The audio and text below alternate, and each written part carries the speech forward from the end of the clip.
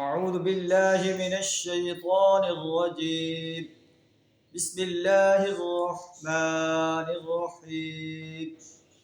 والشمس وضحاها والقمر إذا تلاها والنهار إذا جلاها والليل إذا يغشاها والسماء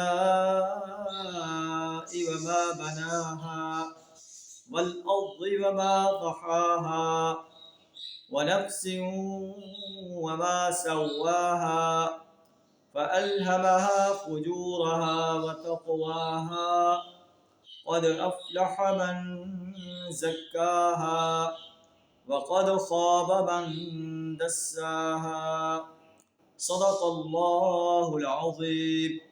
سورہ الشمس کی پہلی 10 آیات آپ کے سامنے تلاوت کی۔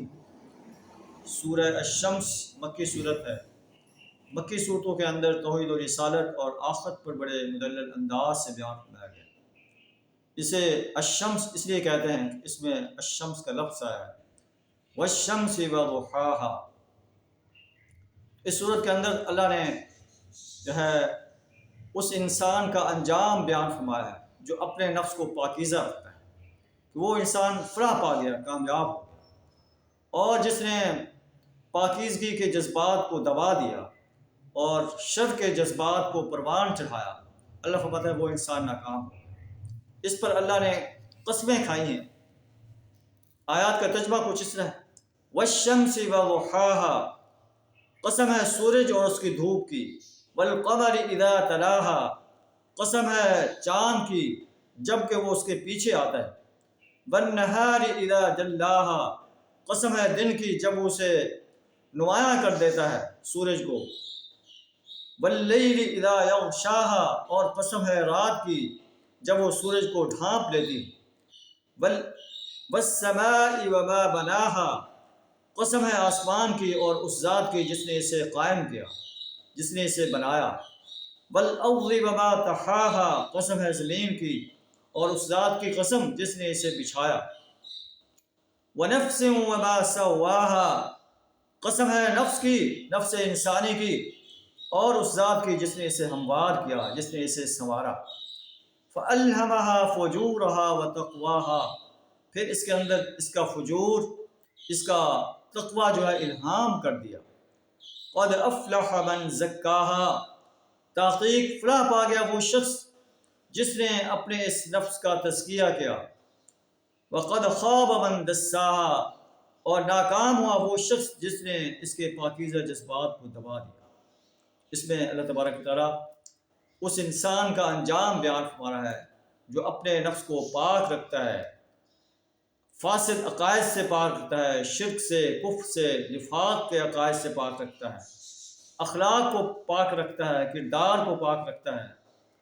اللہ فرماتا ہے کہ قد افلح من زکاها، یہ انسان کامیاب و کامران ہو گیا۔ سورہ المومنون میں فلاح پانے والے انسانوں کی صفات کو ان الفاظ میں بیان فرمایا گیا ہے، قد افلح المومنون، وہ مومن فلاح کا پا گئے، الذین هم فی صلاتهم خاشعون، جو نمازوں میں خشوع و خضوع اختیار کرتے ہیں، لغویات سے اراض کرتے ہیں، والذین هم لفروجهم حافظون، اپنی شرمگاہوں کے حفاظ کرتے ہیں، اپنی امانتوں کے حفاظ کرتے ہیں، اپنے عہد کا پاس کرتے ہیں۔ اللہ فرماتا ہے اولئک هم الوارثون، یہ لوگ وارث ہونے والے ہیں، الذین یرثون الفردوس، جو فردوس کے وارث ہوں گے، ہم فیہا خالدون، اس میں ہمیشہ رہیں۔ یہ ہے فلاح پانے والے انسانوں کی صفات۔ ہم بھی دیکھیں کہ کیا ہمارے اندر یہ صفات پائی جاتے ہیں کہ نہیں پائی جاتی۔ وقد خاب من دساها، وہ شخص ناکام ہوا جس نے اپنے پاکیزہ جذبات کو دبا دیا اور شر کے جذبات کو پروان چڑھایا۔ اللہ کے رسول صلی اللہ علیہ وسلم فرماتے ہیں کل مولود یولد علی الفطرہ، ہر بچہ فطرت پر پیدا ہوتا ہے، فابواہ یحودانہ او ینصرانہ، اس کے ماں باپ اسے یہودی بنا دیتے ہیں یا نصرانی بنا دیتے ہیں۔ اب ہمارے اوپر ہے کہ اللہ نے ہمیں فطرت پر پیدا کیا ہے، فطرت اللہ التی فطر الناس علیہا، تو کیا ہم اپنے فطرت پر چل رہے ہیں کہ نہیں چل رہے؟ اللہ نے فطرت پیدا فرما کر ہمارے لیے جو ہے رسولوں کا سلسلہ جو ہے جاری فرمایا۔ آخر میں نبی صلی اللہ علیہ وسلم کو خاتم النبیین بنا کر بھیجا، جس نے ہمیں فلاح کا راستہ بتا دیا ہے۔ اب ہمارے ڈسکریشن پر ہے کہ ہم فلاح کا راستہ اختیار کرتے ہیں یا خسران کا راستہ اختیار کرتے ہیں۔ اللہ سبحانہ وتعالیٰ ہمیں فلاح کا راستہ اختیار کرنے کی توفیق عطا فرمائے، خسران کے راستے سے اپنی پناہ عطا فرمائے۔ وآخر دعوانا ان الحمد للہ رب العالمین۔